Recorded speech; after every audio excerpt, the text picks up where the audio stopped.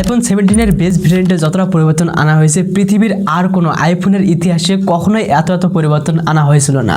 So totally বলতে পারেন একসাথে এত পরিবর্তন, ক্যামেরার পরিবর্তন, এছাড়া স্টোরেজের পরিবর্তন, 256 GB স্টোরেজ ইউজ করা হয়েছে, এছাড়াও প্রোটেকশনের পরিবর্তন, আবার প্রত্যেকটা ভেরিয়েন্টে 120 হার্জ হাই রিফ্রেশ রেট রয়েছে, যা ভাবা যায় এখন বেস ভেরিয়েন্টে কিন্তু 120 হার্জ হাই রিফ্রেশ রেট।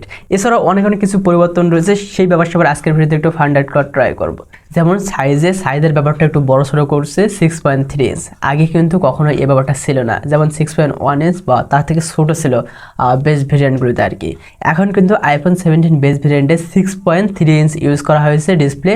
তো এতে করে ডিসপ্লের সাইজটাও একটু বড় হতে চলেছে, 120 হার্জ হাই রিফ্রেশ রেট রয়েছে, যা কিন্তু আগের কোনো স্মার্টফোনে বা কোনো বেস ভেরিয়েন্টে আইফোনের 120 হার্জ ইউজ করা হতো না। তো বলতে পারছেন এখানে একটা বিগ আপডেট, বিগ চেঞ্জ। তো এখানে কিন্তু আমরা বেস ভেরিয়েন্টে 120 হার্জ পাচ্ছি, তবে এখানে তারা আরেকটি টুইস্ট দিয়ে রাখছে। তারা দাবি করতেছে নাকি ফর এক্সাম্পল আপনি একটু হালকা কাজ করতেছেন, সো সেখানে কিন্তু রিফ্রেশ রেটটা ওঠানামা করবে, যেখানে যেই রিফ্রেশ রেট প্রয়োজন সেখানে কিন্তু সেই রিফ্রেশ রেটটা কাজে লাগবে।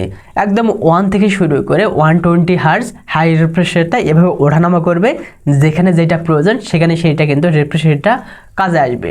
সো এতে করে কিন্তু ব্যাটারির লাইফ টাইমটা বা ব্যাটারি ব্যাকআপটা একটু বেশি পাওয়া যাবে। ওরা আবার দাবি করতেছে নাকি আইফোন 16 বেস ভেরিয়েন্ট থেকে আইফোন 17 বেস ভেরিয়েন্টে 8 ঘন্টা ব্যাটারি ব্যাকআপ বেশি পাওয়া যাবে, এমনটাই দাবি করতেছে। তবে এছাড়াও আইফোনের বেস ভেরিয়েন্টে ব্যাটারি সাইজ হচ্ছে 3692 mAh। ওরা আবার সেমভাবে দাবি করতেছে 40 ওয়াটে নাকি 10 মিনিট চার্জিংয়ে একদম 4 থেকে 5 ঘন্টা ব্যাটারি ব্যাকআপ পাওয়া সম্ভব হচ্ছে। এছাড়াও প্রত্যেকটা ভেরিয়েন্টে 20 মিনিট চার্জ করলে 50% চার্জিং হচ্ছে। তবে এবারে তারা প্রমোশনের ব্যাপারটা উল্লেখ করছে, তার মানে হচ্ছে গিয়ে ভিজুয়াল আইকন, সো এছাড়াও ফ্ল্যাট ব্যাটারি সেভিং, সেই সাথে দ্রুত রেসপন্স, এই যে প্রত্যেকটা ব্যাপারে কিন্তু প্রমোশনের ভিতরে দিয়ে রাখছে ইনক্লুড করে। এবারে আইফোনের 17 সিরিজের বেস ভেরিয়েন্ট সহ প্রত্যেকটা ভেরিয়েন্টে সিরামিক শিল্ড 2 এর প্রোডাকশন রয়েছে। তো এতে করে বোঝা যাচ্ছে আগে থেকে কিন্তু অবশ্যই কিন্তু এখানে পরিবর্তন আনছে। তবে সব মিলে প্রসেসর সেকশনে কিন্তু পরিবর্তন আনছে অ্যাপেলের A19। তো যথেষ্ট ক্যাপাবল একটা প্রসেসর ধরে নিতে পারেন। ধরে নেবেন কেন, অবশ্যই একটা পাওয়ারফুল প্রসেসর। ক্যামেরায় বেশ কিছু পরিবর্তন আনছে, যেমন মেইন ক্যামেরা হিসেবে রয়েছে 48 মেগাপিক্সেলের, তবে এছাড়াও 12 মেগাপিক্সেল 2x টেলিফোটোতে ছবি নেওয়া যাবে। সো বলতে পারেন এখানে একটা বিগ পরিবর্তন। তবে এখানে আবার ফ্রন্ট ক্যামেরায় বেশ কয়েকটা পরিবর্তন আনছে, হ্যাঁ বেশ কয়েকটা অপশন পরিবর্তন আনছে। সেইটা হচ্ছে আগে কিন্তু বেস ভেরিয়েন্টে যেমনটা আইফোন 16-এ, ওখানে বেস ভেরিয়েন্টে ফ্রন্ট ক্যামেরা ছিল 12 মেগাপিক্সেল, বাট 12 মেগাপিক্সেল থেকে এখন কিন্তু আইফোন 17-এর বেস ভেরিয়েন্টেও 18 মেগাপিক্সেল, যা ভাবা যায় প্রত্যেকটা ভেরিয়েন্টে কিন্তু সেলফি ক্যামেরায় ফ্রন্ট ক্যামেরায় 18 মেগাপিক্সেল। তবে তারা এখানে বাড়তিভাবে একটা টুইস্ট অ্যাড করেছে, সেইটা হচ্ছে সেলফি ক্যামেরার কিন্তু সেন্সরটা পরিবর্তন করছে, যেমন এটাকে স্কোয়ার টাইপ করছে। সো এতে করে যখন আপনি সেলফি তুলতেছেন, অ্যান্ড বিশেষ করে যখন আপনি সেলফি তুলতেছেন সেক্ষেত্রে কিন্তু আপনি অ্যাজ ইউজুয়াল সেলফি কেমনে তোলেন এভাবে, তাই না?